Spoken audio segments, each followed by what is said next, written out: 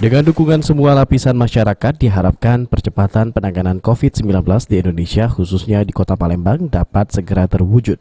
Dukungan dapat dilakukan dengan berbagai cara, diantaranya dengan mengikuti anjuran pemerintah untuk memakai masker dan bekerja di rumah, serta berupa sembako dan APD bagi yang mampu. Seperti yang dilakukan Partai Demokrat, Pempek Beringin, dan keluarga almarhum Profesor Dr. Ko Gajah Nata, memberikan bantuan kepada gugus tugas penanganan COVID-19 Kota Palembang di posko gugus tugas COVID-19 yang berada di Jalan Tasik, Palembang.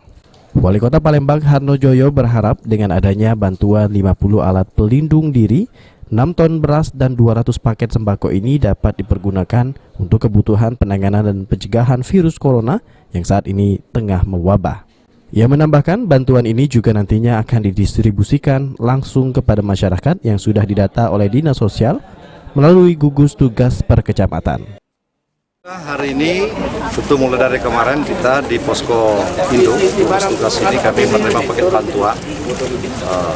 Hari ini dari Partai Demokrat dan Pempek Beringin beserta keluarga besar Gajah Nata, ya, berupa paket sembako dan APD.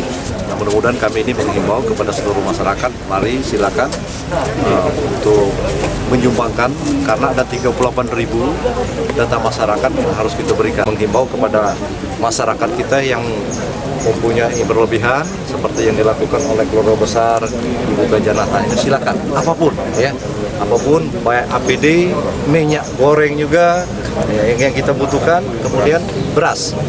Begitu juga Indomie juga mungkin, ya, Indomie boleh. Untuk itu distribusikan segera kepada masyarakat kita. Heru Wahyudi, PAL TV.